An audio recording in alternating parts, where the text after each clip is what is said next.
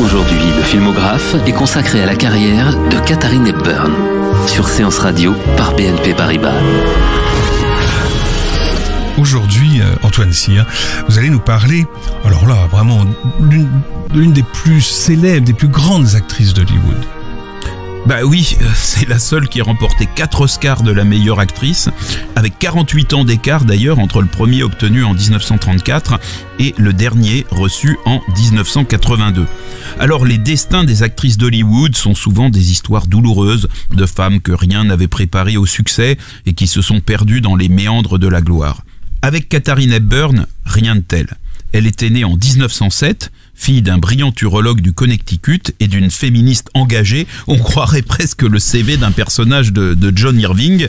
Très jeune, Katharine Hepburn a été animée par une farouche indépendance d'esprit et de caractère et par l'envie passionnée d'être célèbre.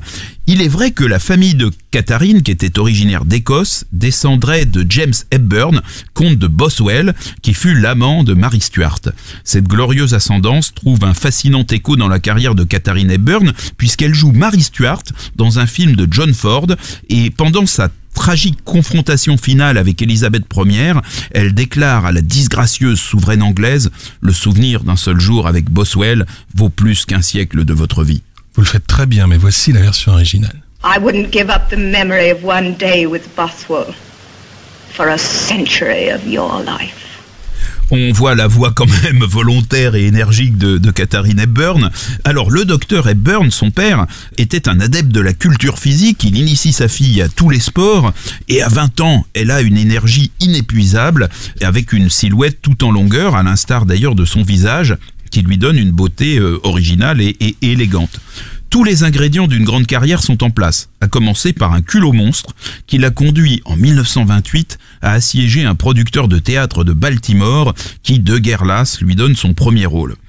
Il lui faudra tout de même 4 ans pour domestiquer sa fougue, ainsi sans doute que son angoisse, et obtenir un premier grand succès à Broadway en 1932 dans une pièce inspirée par l'austère mythe grec de Lysistrata.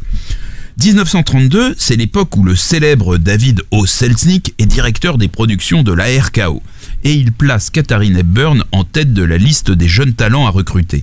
Il lui propose un confortable salaire de $500 par semaine, mais à la grande surprise de Selznick, la jeune comédienne refuse de signer à moins de $1 500, et c'est bien la somme qu'elle obtiendra après avoir simplement concédé une semaine de répétition gratuite. Alors Katharine Hepburn, elle est tellement sûre d'elle qu'elle veut impressionner Hollywood dès le premier jour et elle y débarque au volant d'une voiture de grand luxe, une Hispano Suiza, qu'elle a louée pour l'occasion. Son effet va être totalement raté parce que cette voiture, cette Hispano Suiza, était connue à Hollywood comme un véhicule de location et c'est notamment la voiture dans laquelle monte Greta Garbo à la 24e minute de Grand Hôtel, le film d'Edmund Goulding. Voilà, elle était comme ça, Katharine Hepburn. Elle était sûre d'elle et conquérante jusqu'à l'extrême et même quelquefois jusqu'au ridicule, mais toujours entière, toujours fidèle à sa ligne. Alors, nous sommes dans les années RKO de Katharine Hepburn. Il va y avoir des hauts et des bas, c'est ça? Oui, elle va connaître une alternance de succès incroyable et d'échecs retentissants.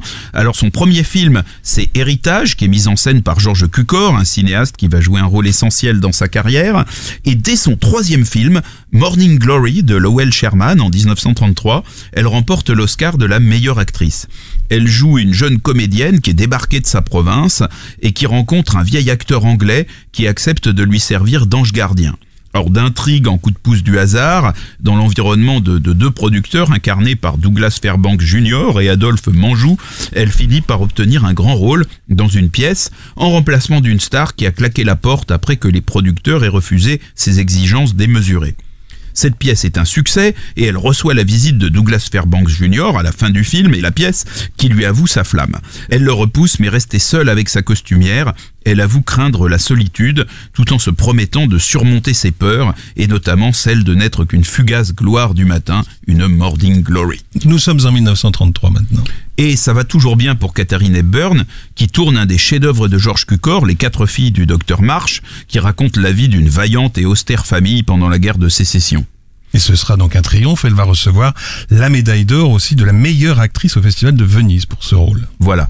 L'année suivante, elle tourne Little Minister, un film un peu étrange de Richard Wallace qui se déroule dans une petite ville d'Écosse en 1840 et qui va connaître également beaucoup de succès. Et qui est adapté d'une pièce de J.M. Barrie, le futur papa de Peter Pan.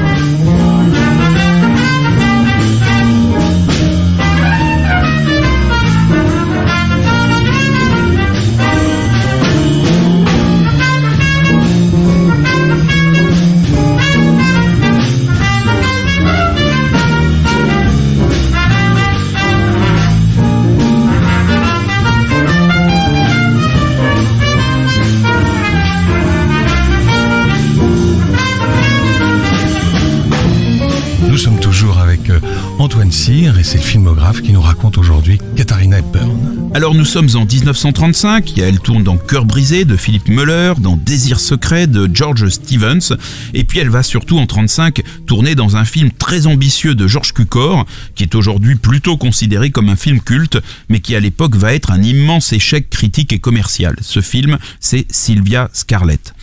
Alors c'est l'histoire d'une jeune fille qui vit en Angleterre avec son père dans la clandestinité, car celui-ci est recherché pour escroquerie dans toute l'Europe. Et pour échapper aux policiers qui cherchent un père et sa fille, celle-ci se coupe les cheveux et se déguise en garçon. Et là, ils font équipe avec un voyou rencontré pendant leur fuite, qui est interprété par un tout jeune Cary Grant. 30 ans. Voilà. Enfin, il a l'air tout jeune, il fait tout jeuneau. Ouais. Et il tente de vivre de combines minables qui tournent court. Puis ensuite, avec Maudie, qui est une femme un peu légère, il forme une troupe de théâtre ambulant. Et c'est là, dans la roulotte de ce théâtre ambulant, que va intervenir une scène qui va faire scandale. Donc Maudie, la femme légère, qui prend toujours Sylvia Scarlett pour un garçon, entreprend de lui montrer ce qu'est un baiser passionné. Et là, Sylvia la repousse, horrifiée, mais le baiser a bien eu lieu. Et c'est sans doute le premier baiser lesbien de l'histoire du cinéma. Et ça, vraiment, les critiques vont très mal le prendre, notamment celui de Time Magazine qui dira « Nous découvrons, grâce à ce film, que Madame Hepburn est plus belle en garçon qu'elle ne l'est en fille ».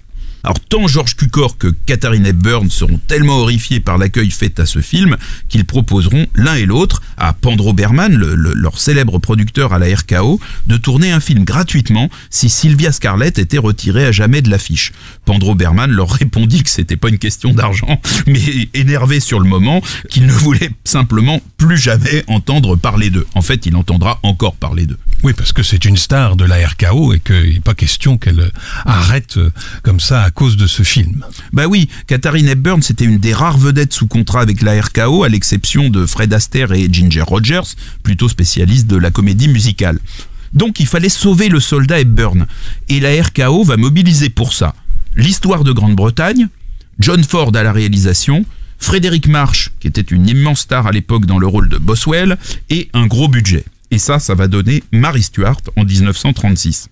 Alors Katharina Hepburn, il campe une Mary Stuart, reine d'Écosse, amoureuse de la vie et un peu naïve face aux cruelles manigances de tous ceux qui l'entourent. Et la vie de Mary Stuart, comme chacun sait, se termine très mal, et la scène de sa montée à l'échafaud est traitée de manière allégorique mais assez poignante par John Ford. Il faut noter que Bette Davis a convoité le rôle d'Elizabeth Ier, la grande adversaire de Mary Stuart, qui sera finalement dévolue à Florence Eldridge, mais que Bette Davis se consolera dès 1939 en jouant Elizabeth dans le film avec Errol Flynn que lui consacrera Michael Curtis. En attendant, Mary Stuart va être un nouvel échec commercial pour Katharina Hepburn. Alors après un échec, il va falloir quand même redorer le blason de la star. Et oui, et alors la RKO va tenter en 1937 de réemployer une recette éprouvée avec Pension d'artiste, un film de Grégory Lacava dans lequel Katharina Hepburn va jouer un rôle assez semblable à celui qu'elle joue dans Morning Glory, celui d'une apprentie comédienne de bonne famille qui s'installe dans un hôtel peuplé de jeunes actrices désargentées, espérant rencontrer un producteur, voire un généreux mécène. Alors la différence avec Morning Glory, c'est que Katharina Hepburn y est entourée de nombreuses autres comédiennes remarquables, Ginger Rogers, dans un rôle pratiquement sans danse, Lucille Ball et Andrea Leeds. Et c'est Andrea Leeds qui sera nommée pour l'Oscar, non pas Hepburn. Andrea Leeds joue le rôle de Kay, une actrice talentueuse qui rêve d'un rôle qui va être finalement dévolu à Terry, qui est interprété par Katharine Hepburn, grâce à l'intervention d'un mécène qui s'avérera être le père de Terry. Mais cette Terry, donc Katharine Hepburn, se montre à la fois calamiteuse et arrogante aux répétitions de la pièce, donc tout le monde pense que ça va mal se passer, et là arrive Kay qui lui donne des conseils qui vont lui permettre de bien interpréter ce rôle qu'elle aurait tellement voulu avoir elle-même. Et ensuite, après lui avoir donné ses conseils, Kay part silencieusement et se suicide en se défenestrant. Et donc Terry, qui a bien écouté les conseils de Kay, triomphe dans la pièce quelques heures après la mort de Kay et rend un hommage public à cette dernière à la fin du spectacle. On retrouve dans le rôle du producteur, dans ce film, donc Pension d'artiste, Adolphe Manjou, qui jouait déjà dans Morning Glory, un producteur, ce qui accentue l'effet de ressemblance entre ces deux films.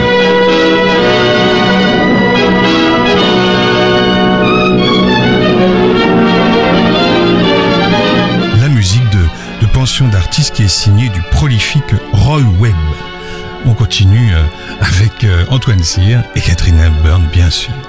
Alors bon, Pension d'artiste, c'est un succès, mais le répit va être de courte durée. En 1938, Katharine Hepburn tourne dans L'impossible Monsieur Bébé, Bringing Up Baby, une célèbre comédie de Howard Hawks avec Cary Grant. Alors c'est l'histoire d'une jeune femme, extravagante et riche, qui se retrouve en possession d'un léopard apprivoisé et qui souhaite séduire un beau paléontologue interprété par Cary Grant. Alors il va y avoir à un moment l'intervention d'un deuxième léopard qui est nettement moins avenant que le premier et qui constitue un des moments forts du film. Et ce film repose sur une cascade endiablée de gags et sur un jeu trépidant des deux acteurs qui en fait chacun beaucoup, mais c'est très agréable et très drôle. Et alors étant donné le nombre de scènes avec des léopards, on se dit que ces deux acteurs ont été bien courageux. Mais en fait, L'impossible Monsieur Bébé n'est pas seulement une comédie d'acteurs désopilante avec de bons numéros de dressage animalier, c'est aussi un film qui est bourré d'effets spéciaux, qui étaient artisanaux à l'époque forcément, mais très astucieux pour permettre aux acteurs de jouer sans trop courir de risques. Alors ce film va connaître un certain succès critique, sauf auprès du New York Times qui va assassiner Katharine Hepburn, mais il va connaître un échec commercial dans toute l'Amérique. Pourtant aujourd'hui, franchement, c'est l'une des comédies hollywoodiennes qui a le mieux vieilli, l'une de celles qui font vraiment rire, mais à l'époque ça n'a pas fait rire du tout les Américains. Et la musique de ce film est également signée Rob Webb.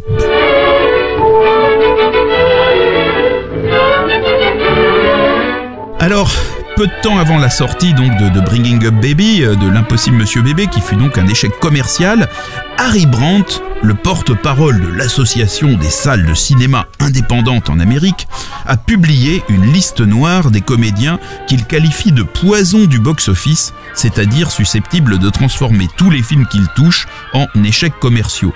Alors, cette liste pourrait apparaître comme un gag, tant on y trouve aux côtés de Katharine Hepburn des noms légendaires comme Greta Garbo, Fred Astaire ou Marlène Dietrich. Mais la RKO va cette fois-ci se servir de la liste de Monsieur Brandt comme prétexte pour mettre un terme au contrat de sa vedette. Sur Séance Radio, on retrouve Antoine Cyr, nous sommes en 1938 et nous continuons d'évoquer Katharine Hepburn. Alors en 1938, donc, elle tourne un film à la Columbia où elle retrouve George Cukor comme réalisateur et Cary Grant comme partenaire. C'est Holiday qui va être encore un échec commercial. Et là, Katharine Hepburn envisage de quitter Hollywood et essaye de sauver sa carrière d'actrice par le théâtre. Et là, ce qui va se passer, c'est que Philippe Barry, qui est un dramaturge et qui est le scénariste de Holiday, propose de concrétiser pour Katharine Hepburn un projet de pièce qui se déroulerait dans la haute société de Philadelphie et dans laquelle elle jouerait une héritière divorcée poursuivie par des paparazzi guettant des informations sur son remariage.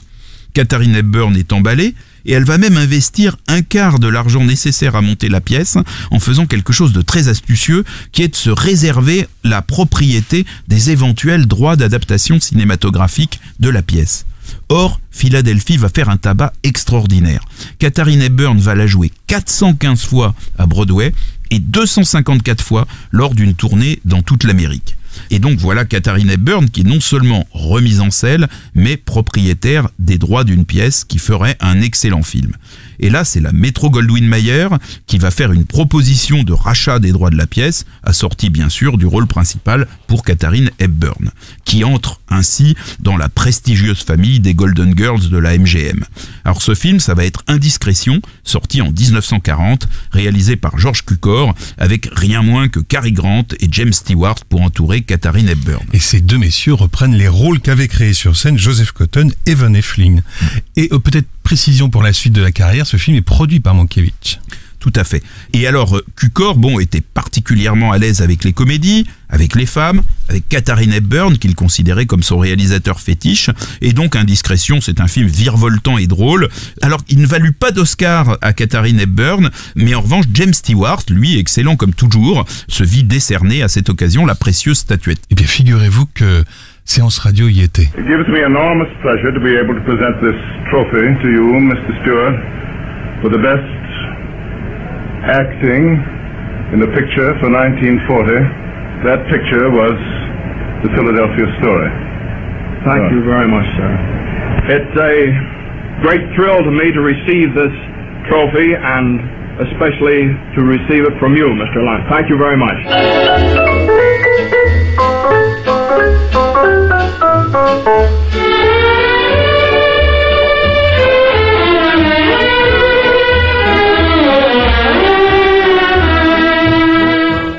C'est la musique signée Franz Waxman de Philadelphia Story, en français Indiscrétion.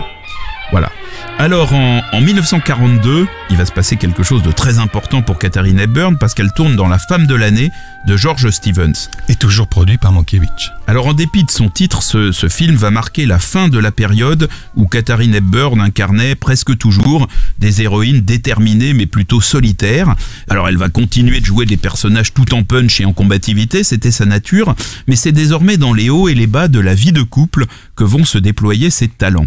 La femme de l'année, c'est une éditorialiste hautement intellectuelle qui se permet de tourner en ridicule le sport préféré de l'homme américain, le baseball.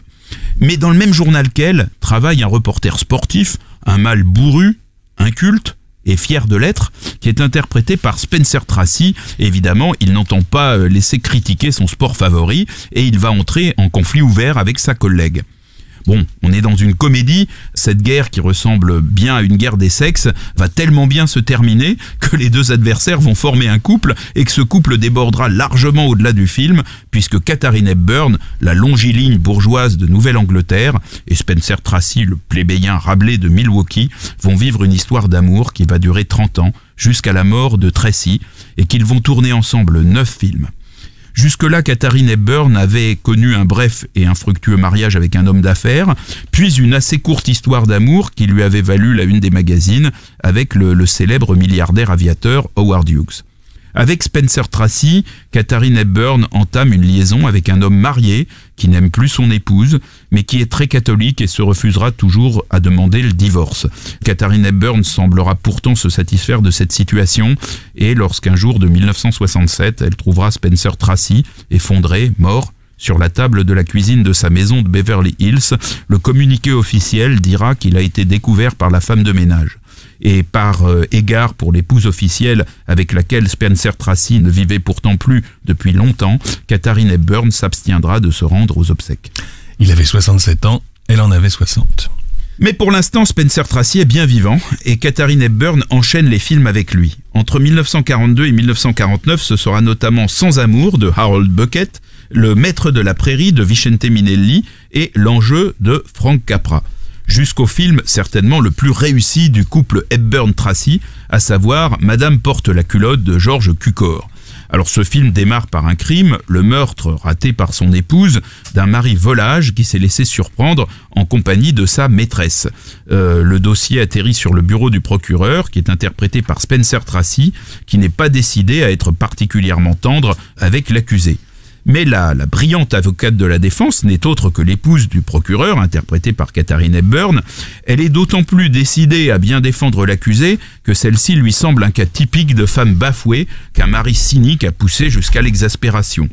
Alors malgré tous leurs efforts pour que cette affaire professionnelle ne perturbe pas leur vie personnelle, l'affrontement des deux juristes va prendre un tour paroxystique pendant le procès où Katharine Hepburn se montre particulièrement rusée et convaincante dans son plaidoyer féministe. L'amour de Spencer Tracy ne semble pas résister à l'humiliation qu'il éprouve lorsque le jury finalement donne raison à Katharine Hepburn et acquitte l'accusé. Mais Katharine Hepburn est touchée par les larmes de son mari alors qu'ils sont déjà chez leur comptable pour rédiger ce qui pourrait être leur dernière déclaration commune, tellement le verdict de ce procès les a mis en mauvais termes. Bon, et là quand même tout finit par s'arranger, donc parce que Spencer Tracy se met à pleurer chez le comptable. Un peu plus tard, il avouera quand même que ses larmes étaient feintes. Alors voilà, mais il va laisser à Katharine Hepburn aucun répit pour manifester la moindre désapprobation, et il se précipite au lit avec elle en criant « Vive la différence !» en français dans le texte, la différence en question étant naturellement la partie irréductible de ce qui distingue l'homme de la femme. C'est bien dit. Petite précision à propos du scénario de ce superbe film. Il est signé Garson Kanin, qui avait évidemment réalisé Mon épouse favorite, et Ruth Gordon, qui est cette comédienne scénariste qu'on reverra 22 ans plus tard dans le rôle formidable de Maude dans Harold et Maude, évidemment, d'Al Ashby. Alors, pendant cette période, Katharine Hepburn tourne aussi de temps en temps sans Spencer Tracy, et d'ailleurs Tracy aussi sans Hepburn. Et alors le film le plus remarquable tourné par Hepburn sans Tracy, c'est certainement Lame de fond, Undercurrent, un film de Vicente Minelli de 1946 à l'ambiance très mystérieuse et très sombre. C'est l'histoire d'une femme qui épouse un homme d'affaires qui est interprété par Robert Taylor. Cet homme d'affaires a fait fortune pendant la Seconde Guerre mondiale grâce à une invention militaire, un système de téléguidage, et Katharine Hepburn découvre vite que son mari est hanté par le souvenir de son frère qu'il a perdu de vue depuis des années. Alors en réalité, ce frère, qui est interprété par Robert Mitchum, rôde bien dans les parages, mais Katharine Hepburn ne le connaît pas, elle ne connaît pas sa véritable identité. Et donc, elle croit que le frère de Robert Taylor est mort, et elle soupçonne Robert Taylor de l'avoir assassiné. Alors en fait, Robert Taylor a bien commis un meurtre, mais pas ce meurtre-là, et s'il est hanté par l'idée de son frère, c'est parce que ce frère est la seule personne qui connaît son terrible secret. Alors c'est un film qui réclame un jeu peut-être plus sobre que celui des comédies de Cukor, et Katharine Hepburn se montre parfaitement à son avantage face aux deux Robert, Mitchum et Taylor. Et on dit qu'elle ne s'est pas du tout entendue avec Robert Mitchum, et que justement d'ailleurs ils n'ont jamais pu retourner ensemble, ils se sont détestés pendant tout le tournage. Et oui.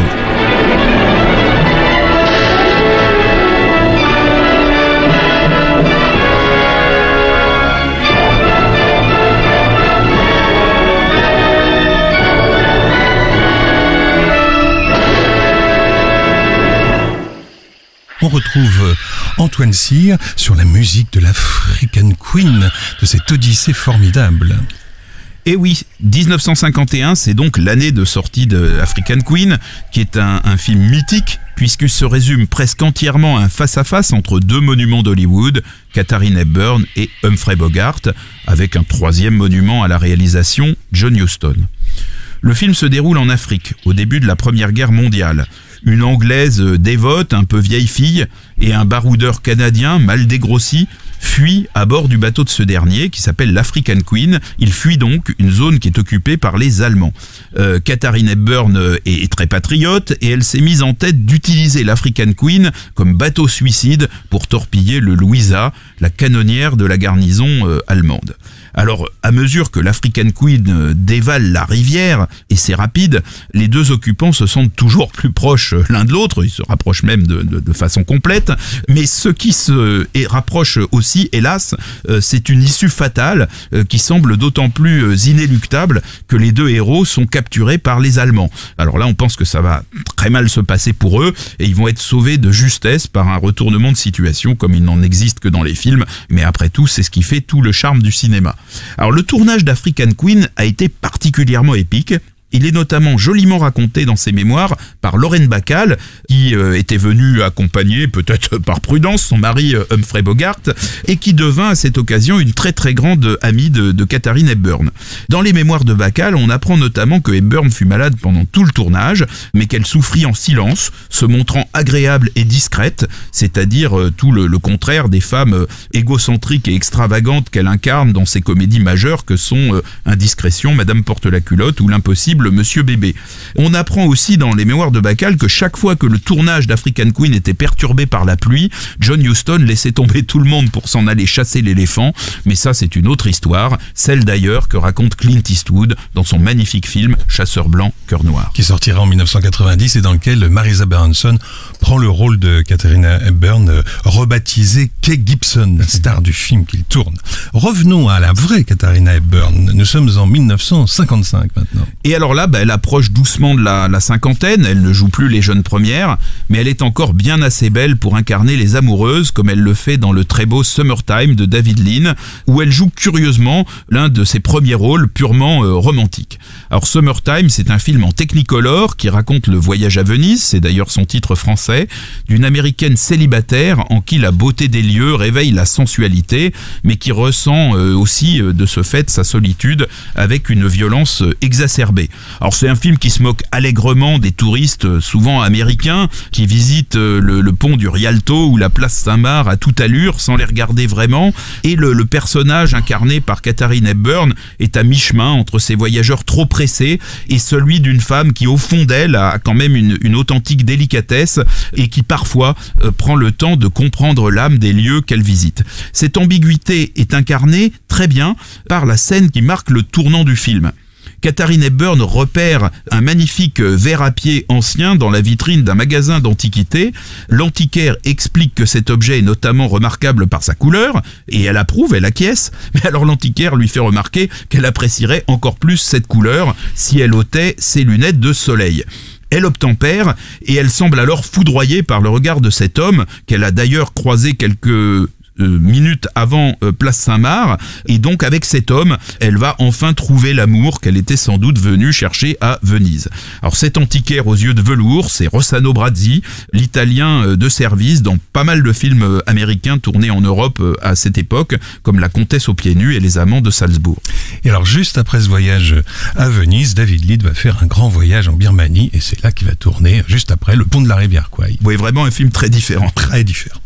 Alors revenons quand même à Katharina Hepburn, et là alors on arrive à un film culte, comme vous diriez. La prochaine grande étape de la carrière de Katharina Hepburn, c'est Soudain l'été dernier, le film de Mankiewicz d'après Tennessee Williams. Mankiewicz, Tennessee Williams, deux grands tourmentés. Et donc Katharina Hepburn y retrouve un personnage de femme au caractère fantasque, mais cette fois-ci le film n'a rien d'une comédie. C'est un drame psychologique aussi pesant que réussi, dans lequel Katharina Hepburn incarne une mère possessive qui vient de perdre son fils homosexuel. Alors elle essaye de convaincre un médecin de lobotomiser une jeune cousine de son fils qu'elle prétend folle alliée, qui est en effet suivie médicalement, et elle propose même de faire un don très important à l'hôpital si cette opération, qui réduit généralement les malades à l'état de légumes, est effectuée. En fait, la cousine, qui est interprétée par Elizabeth Taylor et qui a bien des crises, a été témoin des circonstances violentes ayant causé la mort du fils de Katharina Hepburn. C'est sans doute ça qui est à l'origine de ces crises, et c'est ce souvenir que la mère voudrait effacer en la faisant lobotomiser. Donc évidemment, si l'une des deux femmes est folle, c'est bien sûr Katharina Hepburn qui réalise à nouveau un grand numéro d'actrice sur un scénario particulièrement bien écrit. Et vous savez qu'Elizabeth Taylor a été nominée pour l'Oscar du meilleur second rôle et Katharina Hepburn pour l'Oscar du meilleur rôle, mais elle ne l'a pas eu. Qui l'a eu cette année-là? Simone Signoret pour Les Chemins de la Haute-Ville. Très beau film d'ailleurs.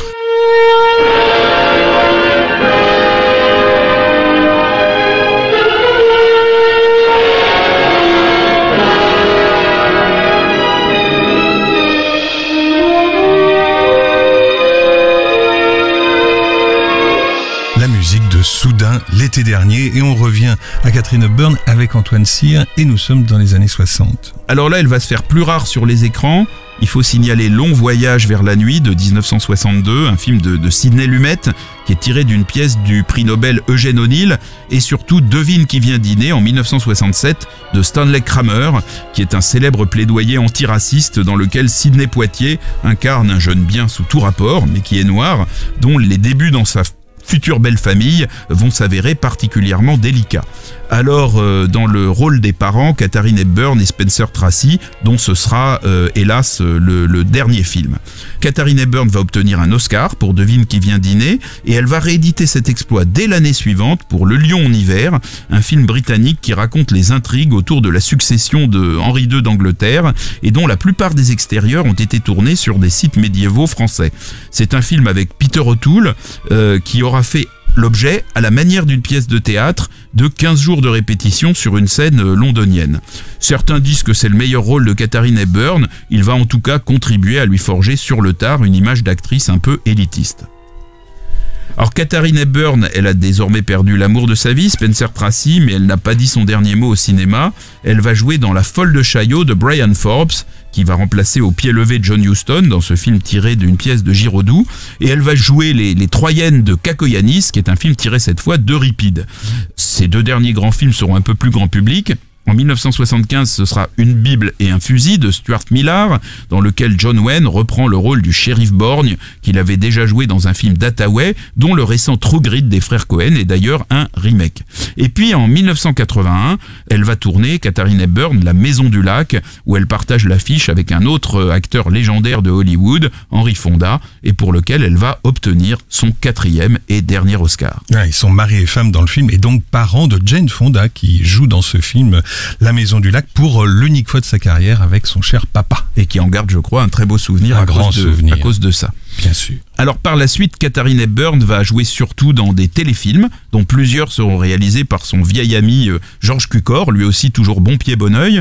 Et c'est en 2003, à l'âge de 96 ans, que s'éteindra cette extraordinaire actrice doublée d'une femme de caractère qui ne ressemblait à personne et qui a imposé son style tout au long de sa carrière, n'obéissant à aucun conformisme et ne subissant jamais aucune autre contrainte que celle qu'elle s'était fixée elle-même. Merci Antoine. Le Filmographe vous a été présenté par Antoine Cyr et Laurent Bourdon sur Séance Radio par BNP Paribas.